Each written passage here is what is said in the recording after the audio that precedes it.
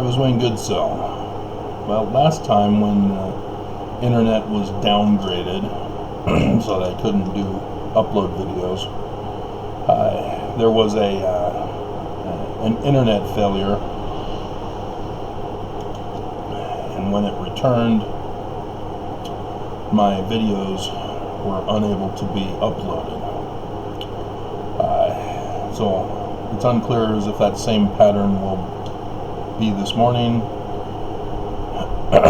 If it is, you will not see this video, obviously.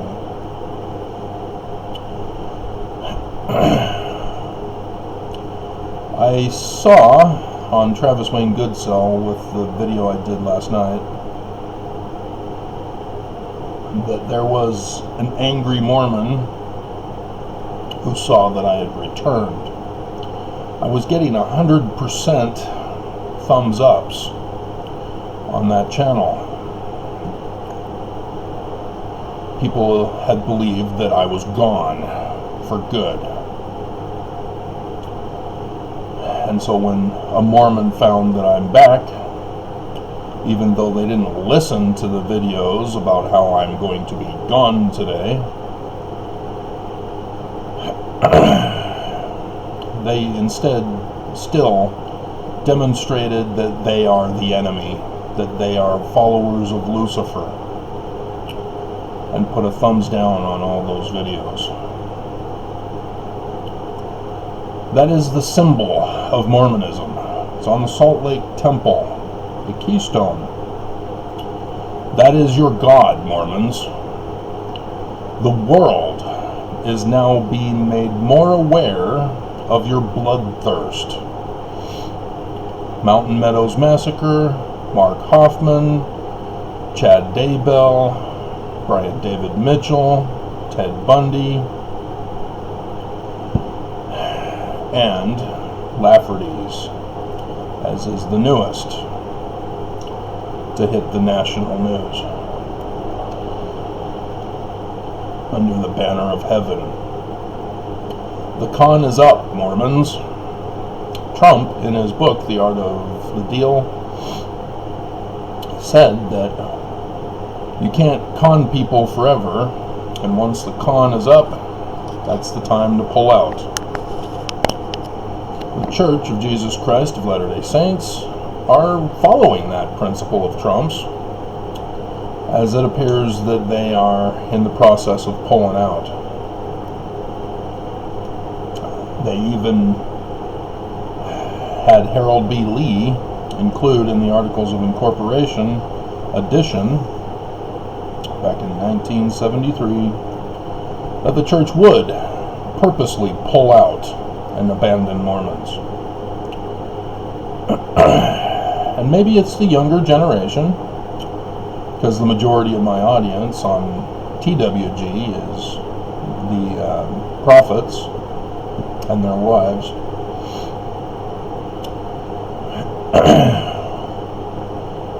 And I did the sociology video showing that there is a knowledge gap between the older generation and the younger generation. The younger generation of Mormons are completely clueless.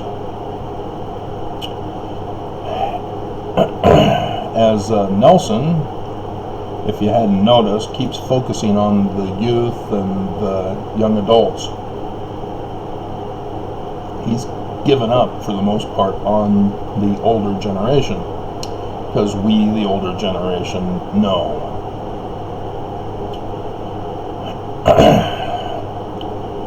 And so Nelson keeps pushing the literal Jesus Christ as our Christ.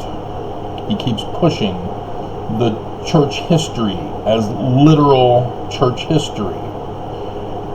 And yet, the church's position as Joseph Smith as a translator is that, oh no, that's not literal. That's a different definition of translator. It means revelator.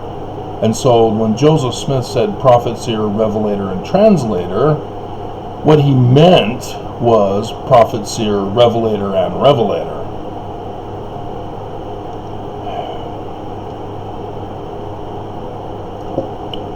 so in order to maintain the feasibility of a literal history of the first vision and Nephi appearing to Joseph Smith with Egyptian gold plates and angels giving him the keys, the church says that, well, that was only necessary for Joseph. It's no longer necessary for successive presidents of the church. We're normal. Joseph Smith was extraordinary, and we shouldn't humanize him.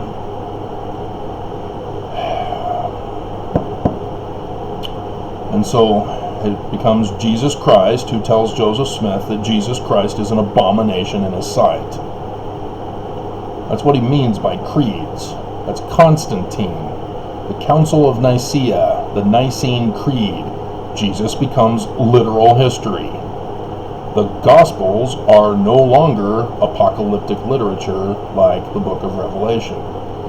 They weren't even going to put in the book of Revelation because it's apocalyptic literature. It was toned down sufficiently to include it from other apocalyptic literature. And yet nobody catches on that the confusion and inaccuracies and anachronisms placed in the Gospels documents, as well as the Old Testament as well, because Constantine influenced the Jews and Islam. In case you didn't know, Elohim, Joseph Smith said, is supposed to be translated plural all the way through the Bible. It is not a singular word. It's because of Constantine that turned that word into a plural majesty. And Islam, Allah, it's in the singular form, similar to El, but it's translated by them as we. That came from Constantine.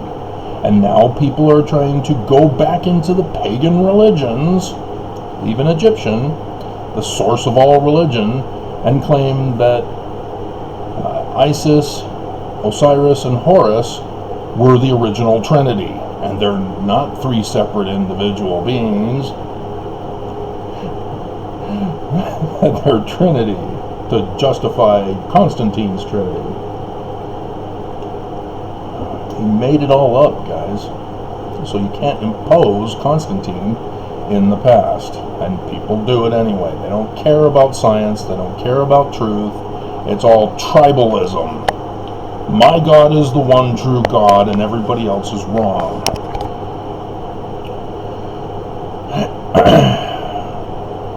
And so the Joseph Smith history, yeah, it's literally true that Joseph Smith saw Heavenly Father and Jesus, despite all of the problems with that.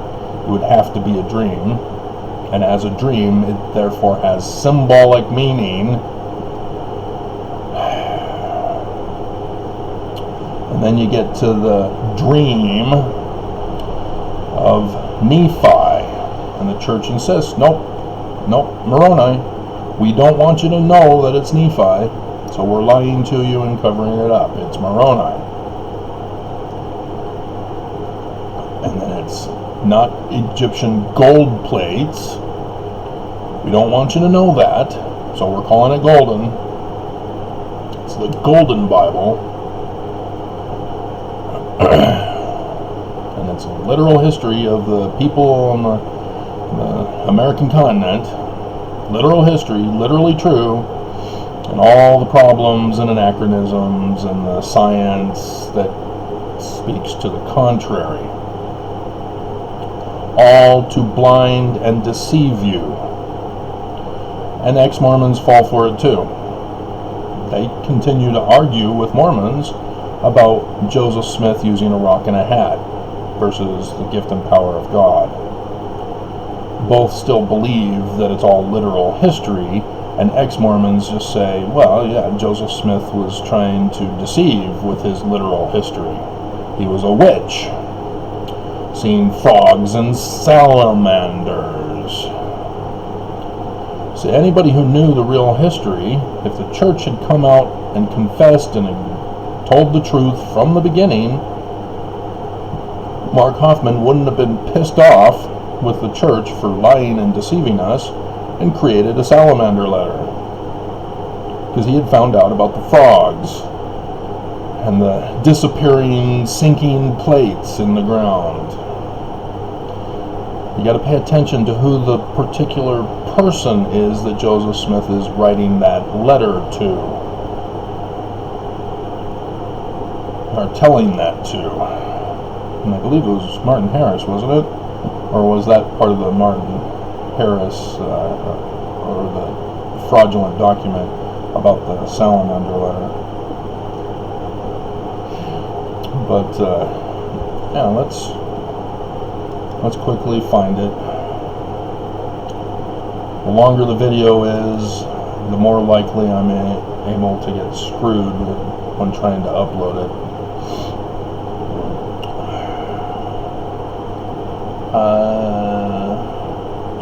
First Vision accounts, LDS. There is a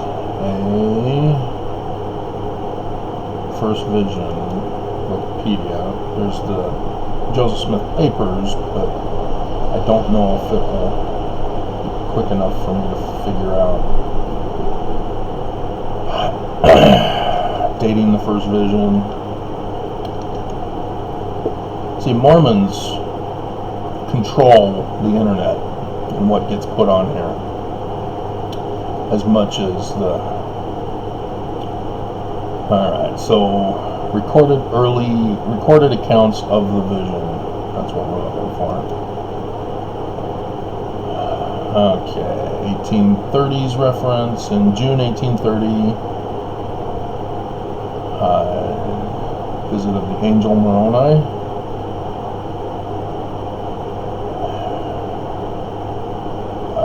Again,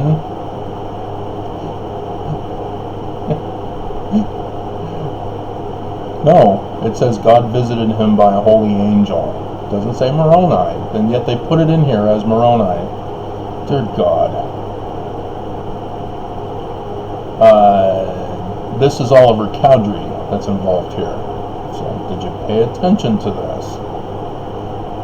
Who was Oliver Cowdery? What was he really doing back then? If you just trust the church's claim of what happened, you're being led down the wrong path. And then eventually you realize, wait a minute, Jesus is literally true, the history is literally true, but Joseph is not a literal translator. And you just don't think. You don't put the pieces together. It doesn't click in your head.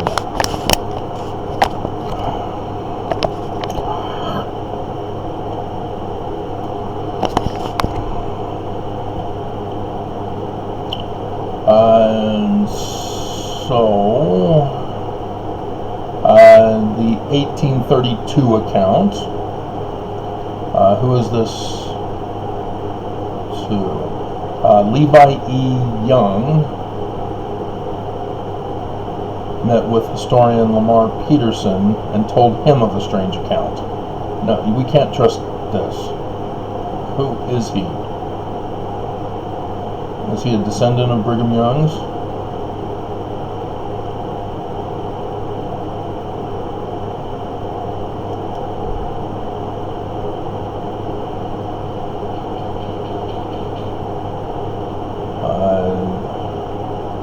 Seymour B. Young, grandson of Joseph Young.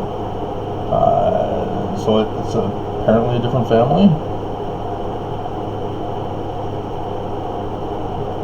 Huh. Alright. I mean, Young is a popular name, but...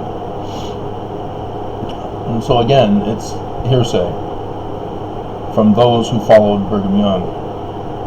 So we can't quite trust it, but notice, pillar of light above the brightness of the sun at noonday came down, rested upon me. This is Heavenly Father and Jesus, guys.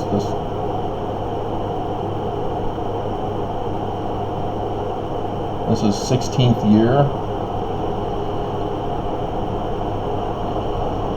Yeah, people are merging the two accounts as if they're the same thing that Joseph was talking about. No, they're two separate. In 1838, he made that very clear for us. The 1838 account is Joseph Smith saying, hey, there's a lot of rumors going around that we're the Church of Jesus Christ. I need to correct this record. 1834, Oliver Cowdery. I mean, dear God, guys. There's a reason why. Golden. Are you sure Golden? It's not in quotes.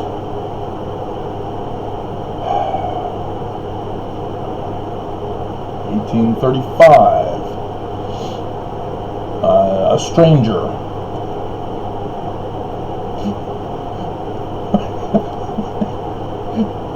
Esdras Holmes. In his journal, Smith said that he had recited his life story up to the time. So who's Esdras Holmes? And he's telling him about a stranger, huh? And again, not in quotes, Angel Moroni. But here he talks about two separate visions, apparently. Unidentified personage. Yeah, dear God. Quoted, testified unto Smith that Jesus Christ is the Son of God. And so he's talking to a stranger, and he says Jesus. How were Jews treated? Anybody know? Christians, because Constantine turned Jesus into a literal history, therefore believe that the Jews actually murdered him. Literal history. And so the Jews, throughout all these 2,000 years, have been persecuted by Christians because of that falsehood. And so you think Joseph Smith is going to go around learning of the Jews, language of the Egyptians? Yeah. And then the 1838 account, and the 1840 account by Parley P. Pratt, who was purposely used by Sidney Rigdon, who was the preacher of the congregation that Parley P. Pratt was in. It's actually Orson Pratt. He was there too. Parley P. Pratt and the family, and they're all in that area. That's how they got brought in. Yeah, and John Wentworth, editor of the Chicago Democrat. So yes, he has a specific targeted audience for each of these. But 1840, he's talking about it in England, that Joseph Smith said this and this and that. And he doesn't really say much. Two glorious personages. That's it.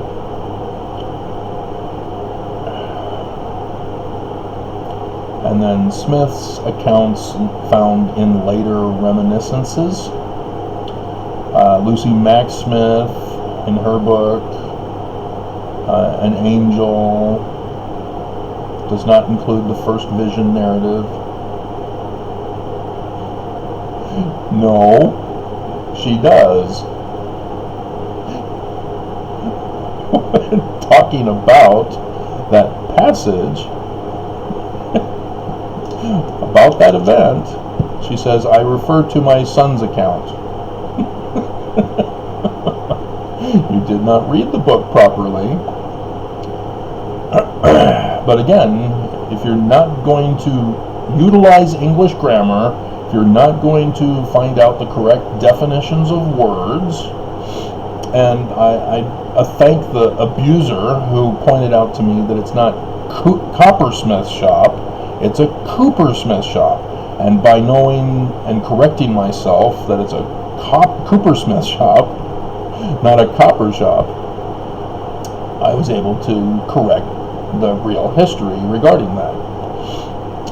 But Mormons think that they know better, just like the Mormon yesterday or the day before, who commented on the tithing video that has had a surge lately, and was claiming, "See Malachi! Malachi tells us."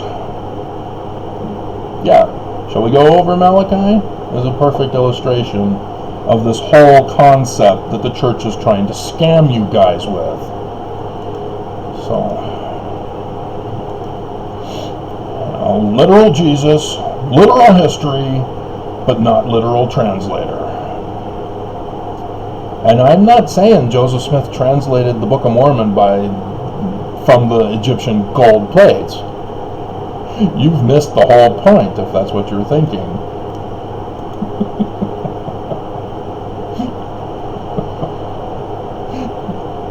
Because Sidney Rigdon's the major author of the Book of Mormon. Joseph Smith had no say in the content of the Book of Mormon. He was a babysitter for Martin Harris, who demanded, if he was going to pay for it, he wanted to be a part of it. And so they had to get rid of him, and so they sent him to Harmony, north of Pittsburgh, where Joseph was, as he was copying down the plates, characters from the plates, so that he can then dictate them again to Martin Harris. And so they didn't lose the 116 pages. It was a copy of a copy that Martin Harris had written down, that Martin Harris took back to Palmyra to his anti-Mason buddies on the committee that he was involved with after the anti-Mason movement, for which the purpose of the Book of Mormon emerged. But if you're not going to do real history, if you're going to claim that the church's version is literally true, you're going to miss it. Will a man rob God? Yes, if you're President Russell M. Nelson. Yet ye have robbed me. Wherein have ye robbed me? In tithes and offerings. What does "and" mean? It means tithes and offerings are separated, but are being conjoined as a conjunction to be included here. Ye are cursed with a curse, for ye have robbed me, even this whole nation. Bring ye all the tithes. I don't see offerings. Now you have to understand, what's the difference between tithes and offerings? Continues, into the storehouse. What's a storehouse? Is it the fund, the LLC Corporation, Ensign Peak Advisors, well, that's the 10%. Is it a bank account for building buildings, temples? No. Joseph of Egypt tells Pharaoh about his dreams, says, hey, build storehouses for the poor during the famine. Tithing was for the poor. So what again does the church use tithing for? You're claiming, as the one person and many other Mormons claim, as bishops tell us in our bishops' tithing settlement interview, they have to read this.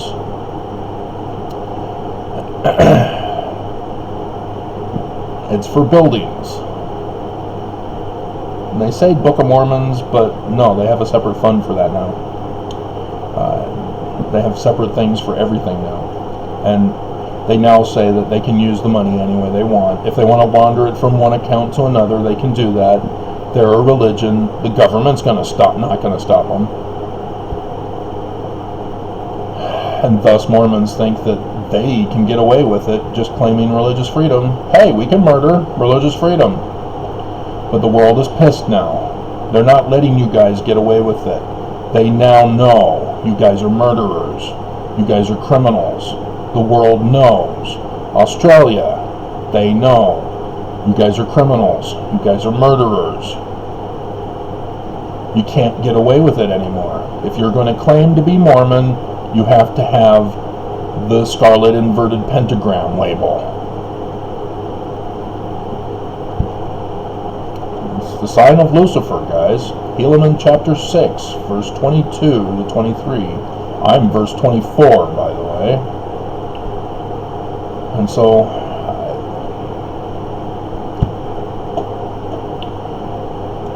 you've screwed up scriptures to suit your purposes. You claim that the Bible or Book of Mormon is literal history, and yet you can't even quote it properly. You can't even put it into practice as written properly. Literally written, and you won't literally follow it. You make up new grammar conjunctions. You take out words, you redefine things, you put in information that isn't even in there so that you can justify worshiping Lucifer. You can't gaslight me. You can't gaslight others, at least of how bad you guys are. Apparently you're able to succeed in fooling people about literal versus not literal. But yeah, Christians know you're not Christian.